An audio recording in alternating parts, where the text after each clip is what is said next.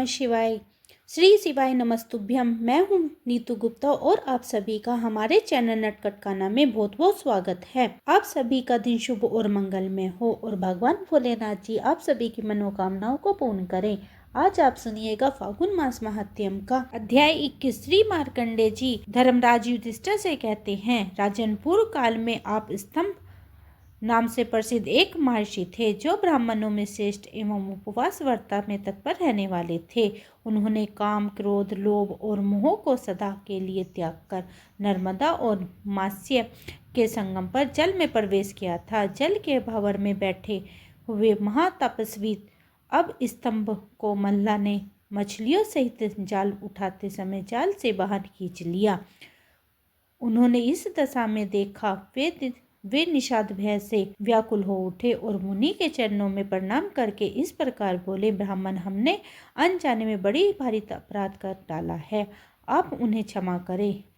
इसके सिवा इस समय आपके प्रिय कार्य क्या है, उसके लिए आज्ञा दे। तब मुनि ने देखा कि इन मल्लाह द्वारा यहाँ की मछलियों का बड़ा भारी संगार हो रहा है। यह देखकर उनका हृदय करुणा से भर आया। वे दुखी होकर बोले, भेद दृष्टि रखने वाले जीव के द्वारा दुख में डले हुए प्राणियों की ओर जो अपने सुख की इच्छा से ध्यान नहीं देता, उसे बढ़कर क्रूर इस संसार में दूसरा कौन है। ओह, स्वस्थ प्राणी के लिए यह निर्दयतापूर्ण अत्याचार तथा स्वार्थ के लिए उनका व्यर्थ बलिदान कैसे आश्चर्य की बात है। ज्ञानियों में भी जो केवल अपने ही हित में तत्पर है वह श्रेष्ठ नहीं है, क्योंकि यदि ज्ञानी पुरुष भी अपने स्वार्थ का आश्रय लेकर ध्यान में स्थिर होते हैं तो इस जगत के दुखातुर प्राणी किसकी शरण में जाएंगे। जो मनुष्य स्वयं अकेले ही सुख का भोगना चाहता है उसे मुक्षुम पुरुष पापी से भी महापापी बताते हैं। मेरे लिए वह कौन सा उपाय है जिससे मैं दुखी मन वाले संपूर्ण जीवों के भीतर प्रवेश करके अकेला ही सबके दुखों को भोगता रहूं। मेरे पास जो कुछ भी पुण्य है वह सभी दीन दुखियों के पास चला जाए और उन्हें जो कुछ पाप किए हैं वह सब मेरे पास आ जाए। इन दरिद्र, विकलांग तथा रोगियों को देखकर जिसके हृदय में दया ने उत्पन्न नहीं होती वह मेरे विचार से मनुष्य नहीं राक्षस है। जो समर्थ होकर भी प्राणी संकट में पड़े हुए वह विबाल प्राणियों की रक्षा नहीं करता, वह उसके पाप को भोगता है। अंत में इस दीन दुखियों मछलियों के दुखों से मुक्त कराने का कार्य छोड़कर मुक्ति को मैं वर्ण नहीं चाहता। फिर स्वर्गलोक की तो बात ही क्या है। मनुष्य का मुनि के ये वचन सुनकर मल्लाह लोग बहुत घबराए। उन्होंने महाराज नाभागा के पास जाकर सब बातें यथार्थ रूप से बतलाई। नाभागा ने वह वृत्तांत सुनकर अपने मंत्रियों तथा पुरोहितों के साथ मुनि के दर्शन करने के लिए तुरंत ही वहां आए और राजा ने उन देवकल्प्य महर्षि का भली भांति पूजन करके कहा, भगवान आज्ञा दीजिए, मैं आपकी कौन सी सेवा करूं। तब आप स्तंभ बोले, राजन, यह मल्लाह बड़े दुख से जीविका निर्वाह करते हैं। इन्हें मुझे जल के बाहर निकालकर बड़ा भारी परिश्रम किया है, अतः तुम मेरी जो उचित मूल्य समझो वह इन्हें दे दो। तब नाभागा बोले, भगवान, मैं इन निषाद को आपके बदले में 1,00,000 स्वर्ण मुद्रा देता हूँ।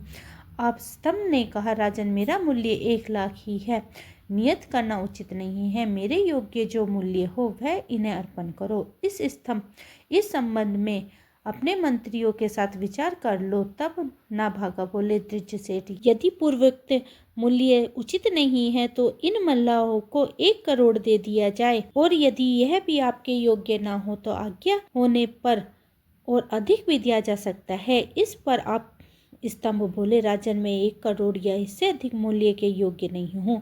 मेरे योग्य मूल्य चुका ब्राह्मणों ने सलाह ले लो। तब राजा कहने लगे, यदि ऐसी बात है तो मेरा आधा या पूरा राज्य इन निषाद को दे दिया जाए। मेरा मत में यह मूल्य आपके योग्य होगा, किंतु आप किस मूल्य को प्राप्त मानते हैं यह सुन बताने की कृपा करें। यह सुनकर आप स्तंभ बोले, राजन, तुम्हारा आधा या पूरा राज्य भी मेरे लिए उचित मूल्य नहीं है। मूल्य वह तो जो मेरे योग्य हो। ऋषियों के साथ विचार कर लो। महर्षि का यह वचन सुनकर मंत्री और पुरोहित के साथ विचार विमर्श करते हुए धर्मात्मा राजा ने महाभागा बड़ी चिंता में पड़ गए। इसी समय महातपस्वी लोमस ऋषि वहाँ आ गए। उन्होंने नाभागा से कहा, राजन भय मत करो, मैं मुनि को संतुष्ट कर लूंगा। तब राजन कहने लगे, माँ भाग्य बता दे, अन्यथा यह महर्षि क्रोध में आकर मेरे कुटुंब कुल बंधु बंधव तथा समस्त चराचर त्रिलोकी को भस्म कर सकते हैं। फिर मुझ जैसी अत्यंत तुच्छ दीन एवं विषय मनुष्य की तो बात ही क्या है। तब लोमस जी कहने लगे, महाराज तुम उनका मूल्य देने में समर्थ हो। ब्राह्मण जगत के लिए पूजनीय हैं और गए हुए दिव्य एवं पूजनीय माने गए हैं, अतः तुम उनके लिए मूल्य के रूप में गो ही दे दो। तब लोमस ऋषि जी के वचन सुनकर राजा नाभागा मंत्रियों और पुरोहित के साथ बहुत प्रसन्न हुए और हर्ष से भरकर बोले, भगवान उठिए उठिए मुनि श्रेष्ठ, यह आपके लिए योग्यतम मूल्य प्रस्तुत कर दिया गया है। तब आप स्तंभ ने कहा, अब मैं प्रसन्नता पूर्वक उठता हूँ। राजन तुमने उचित मूल्य देकर मुझे खरीदा है। मैं गौ से बढ़कर दूसरा मूल्य कोई ऐसा नहीं देखता जो परम पवित्र एवं पापों का नाश करने वाला हो। गौवों की परिक्रमा करनी चाहिए, वे सदा सबके लिए वंदनीय हैं। गोए मंगल का स्थान है और दिव्य हैं। स्वयं ब्रह्मा जी ने भी इन्हें दिव्य गुणों से विभूषित बनाया है, जिनके गोबर से ब्राह्मणों के घर और देवताओं के मंदिर भी शुद्ध होते हैं। उन गौओं से बढ़कर अन्य किसको बताएं। गौ के मूत्र, गोबर, दूध, दही और घी, ये पांचों वस्तुएं पवित्र हैं और संपूर्ण जगत को पवित्र करती हैं। गाय मेरे आगे रहे, गाय ही मेरे पीछे रहे, गाय मेरे हृदय में रहे और मैं गौ के सब मध्य में निवास करूं।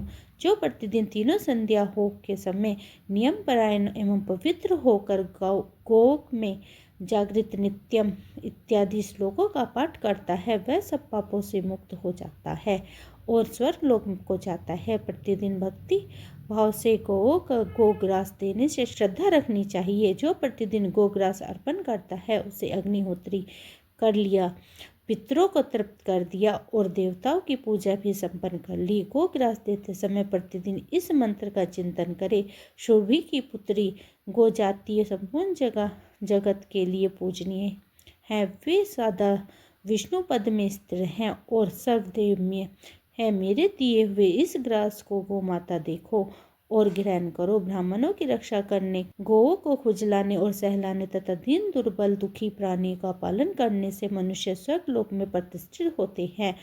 यज्ञ का आदि अंत और मध्य गौओं को ही बताया गया है। वे दूध, घी और अमृत सब कुछ देती हैं, इसलिए गौओं का दान करना चाहिए और उनकी प्रतिदिन पूजा करनी चाहिए।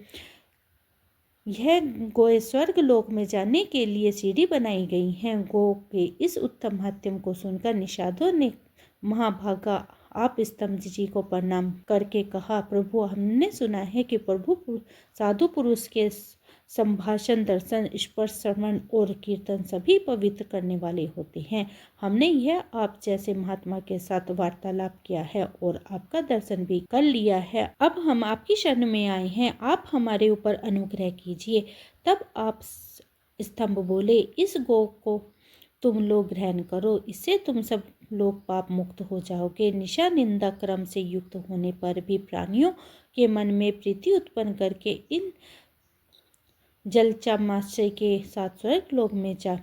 मैं नरक को देखूं, यह स्वर्ग में निवास करूं, किंतु मेरे द्वारा मन, वाणी, शरीर और क्रिया से जो कुछ भी पुण्य कर्म बनाए हैं, उसे यह सभी दुखद प्राणी शुभ गति को प्राप्त हों। इसके बाद सुचित वाले महर्षि आप स्तंभ की सत्यवाणी से प्रभाव से वे सभी मल्लाह मछलियों के साथ स्वर्ग लोक में चले गए। मछलियां सहित उन मत से जीवित निषादों को स्वर्ग में गया हुआ देखकर मंत्रियों और सेवकों के साथ राजा नाभा को बड़ा विस्मय हुआ।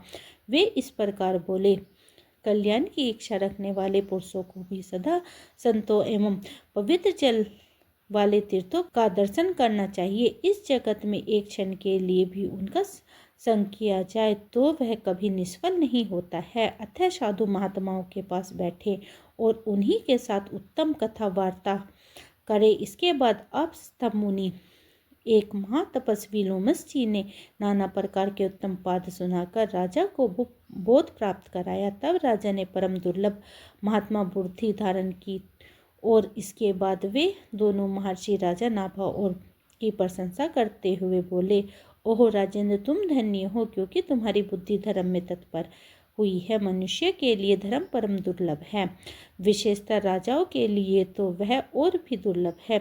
यदि राजा राज्य पद से उन्मुक्त होकर सब धर्म का परित्याग न करे तो उसके बढ़कर दूसरा कौन हो सकता है। धर्म ही ध्रुव है, वह सदा अटल रहने वाला है। राज्य का मोह रूप अथवा मोह का आश्रय है, वह स्थिर रहने वाला नहीं है, परंतु राज्य विषय का मोह होने पर नरक की प्राप्ति होती है, अत्यंत ध्रुव है। अतः विद्वान पुरुष राज्य की निंदा करते हैं, विषय लोलुप अविवेकी पुरुष ही राज्य को मान्यता देते हैं, मनीषी पुरुष को तो सदा नरक के समान दिखते हैं। अतः महाराजा, यदि तुम अपने लिए सनातन गति चाहते हो तो तुम्हें अपने मन में शोक, मोह और मद को कभी स्थान नहीं देना चाहिए। तब मार्कंडेय जी कहते हैं, राजन, ऐसे कहकर वे दोनों महात्मा आप स्तंभ और लोमस जी अपने अपने आश्रम में चले गए। राजा नाभागा ने भी वरदान पाकर प्रसन्नतापूर्वक अपने नगर में प्रवेश किया। हे महाराज, इस तीर्थ में स्नान करके मकरेश्वर की पूजा करो। इस तीर्थ के प्रभाव से महाभागा और मात्स्य जीव निषाद मछलियों के साथ दिव्य लोक को प्राप्त हुए थे। वे सब आज भी दिव्य क्रांति धारण करके वैष्णव धर्म में विहार करते हैं। श्री मार्कंडेय जी कहते हैं, राजन, अब मैं पापों का नाश करने वाली दूसरे तीर्थ का महात्म्य बताऊंगा। नर्मदा के तट पर कलहंस नाम से व्याख्यात एक देव ऋषि ध्यान लगाए करते थे। उनके मनोहर आश्रम में बहुत से महर्षि निवास करते थे। वे शाक और मूल फल खाकर जाप और ध्यान में तत्पर रहते थे। हे युधिष्ठिर, समस्त प्राणियों के हित में संलग्न रहने वाले कलहंस जी भगवान शिव के ध्यान में स्थिर होकर 15,000 वर्षों तक एक पैर पर खड़े रहे। उनकी तपस्या और ध्यान निष्ठा से इंद्र को बड़ा भय हुआ और वे कुबड़े तथा नाटे ब्राह्मण का रूप धारण करके कलहंस के आश्रम पर आए। वहां पहुंचकर उन वृद्ध ब्राह्मण ने पूछा, तपोधन, आप किस उद्देश्य से तपस्या करते हैं? तब कलहंस ने हंसते हुए कहा, महाभागा, मैं आपको जानता हूँ। आप देवताओं के स्वामी इंद्र हैं। मैं इंद्र पद नहीं चाहता, आप इच्छा अनुसार राज्य कीजिए। मैं महादेव जी की आराधना करता हूँ और किसी देवता को नहीं। महर्षि की यह वचन सुनकर इंद्र बोले, महाभागा, आप मुझसे वर मांगिए जिससे आपको शंकर जी के दर्शन होगा। तब कलहंस ने कहा, देवराज, मैं भगवान शंकर को छोड़कर और किसी देवता से वरदान की याचना नहीं करूँगा। उन्होंने ऐसा कहने पर इंद्र संपूर्ण कामनाओं से संपन्न होकर लौट गए। कलहंस के पर भक्ति को जानकर देवाधिदेव महेश्वर ने उन्हें अपने नीलकंठ त्रिलोचन स्वरूप का प्रत्यक्ष दर्शन कराए। महादेव जी का वह रूप देखकर मुनिश्रेष्ठ कलहंस ने साष्टांग प्रणाम किया और इस प्रकार उनकी स्तुति की, महादेव, आपको नमस्कार है। नीलकंठ त्रिलोचन, आपको नमस्कार है। आप कल्याण स्वरूप और परम शांत हैं, आपको नमस्कार है। हाथ में त्रिशूल करने वाले महादेव, आपको नमस्कार है। सबको जन्म देने वाले भगवान शिव को नमस्कार है, जिसका दूसरा कोई स्वामी नहीं है। उन महेश्वर को बार बार नमस्कार है। महादेव जी इत्यादि नामों से जिनकी स्तुति की जाती है, उन भगवान त्रिलोचन को नमस्कार है। कल्याण की प्राप्ति करने वाले देवता शिव को बार बार नमस्कार है। हे पंचमुखी शंभु, आपको नमस्कार है। महाशिव, आपको नमस्कार है। ब्रह्मा जी का लोक, वन और पाताल जिसका स्वरूप है तथा जिसके कंठ में नील चिन्ह शोभा पा रहा है, उन भगवान शिव को मेरा नमस्कार है। कली और काल स्वरूप, आपको नमस्कार है। श्रीकंठ नागेंद्र भूषण, आपका आधा शरीर उमा स्वरूप और आधा शरीर उमा वल्लभ रूप है, आपको नमस्कार है। आपके गुण तथा रूप अनंत हैं। आप सर्पों को पवित्र धारण करते हैं, आपको नमस्कार है। सप्त स्पर्श, रूप, रस, गंध, बुद्धि, मन और अहंकार, ये 8 तत्व आपकी 8 मूर्तियां हैं। हे अष्टमूर्ति, आपको नमस्कार है। आप ही सूर्य, अर्मा भाग, तस्ट, पूषक, अर्क, सविता, रवि, गवती, मान, काल, मृत्यु और प्रकाश ने वाले घात यह 12 आदित्य रूप हैं। पृथ्वी, जलते वायु और आकाश भी आप ही हैं। चंद्रमा, बृहस्पति, शुक्र, बुध और मंगल भी आप ही के स्वरूप है। ब्रह्मा, विष्णु आदि देवता को भी जिनका अंत नहीं मिलता, उन्हीं आप शिव की स्तुति संसार समुद्र में डूबे हुए प्राणियों में से कोई भी प्राणी कैसे कर सकता है। हे शूलपान, मैंने अज्ञान अथवा ज्ञान से जो कुछ भी अनुचित बातें कह दी हैं उसके लिए क्षमा करें। तब मार्कंडेय जी कहते हैं, हे युधिष्ठिर, कल हंस द्वारा की हुई इस स्तुति को सुनकर महादेव जी की बोले, महामते, मैं तुम्हारे इस स्तोत्र से बहुत प्रसन्न हूँ।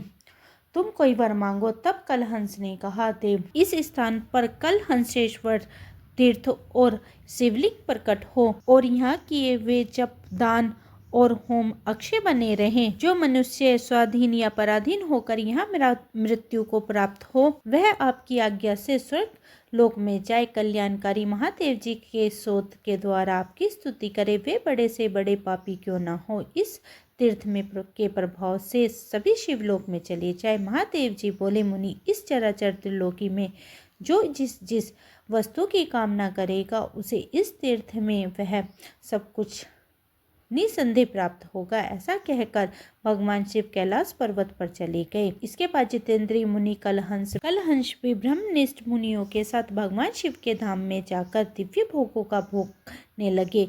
हे युधिष्ठिर, यह मैंने जिन कलहंस का यश तुमसे सुनाया है वे स्वरोचित मान्यवंतर के आदि कल्प में हुए थे। कलहंस ने इस उपाख्यान का श्रवण और कीर्तन करने से कलयुग में मनुष्य कष्ट नहीं पाते हैं। वे पुत्र और स्त्रियों से संयुक्त होकर और पाप, माया और मोह से उनका पिंड छूट जाता है, क्योंकि इस उपाख्यान के द्वारा वे मन, वाणी और क्रिया से महादेव जी का चिंतन करते और स्मरण करते हैं। आज का अध्याय यहीं समाप्त हुआ। इसके आगे का वृत्तांत आप कल के अध्याय में सुनेंगे। दोस्तों, कल हमारे घर में कुछ प्रॉब्लम हो गई थी, इस वजह से मैंने कल का अध्याय नहीं डाला है, उसके लिए क्षमा करना। इससे आगे के मैं सारे अध्याय डालूंगी। उम्मीद करती हूँ आज का अध्याय आपको पसंद आया होगा। पसंद आया है तो वीडियो को लाइक करें, परिवार और मित्रों में शेयर करें। मिलती हूँ इससे आगे के अध्याय के साथ, तब तक के लिए हरे कृष्णा, राधे राधे।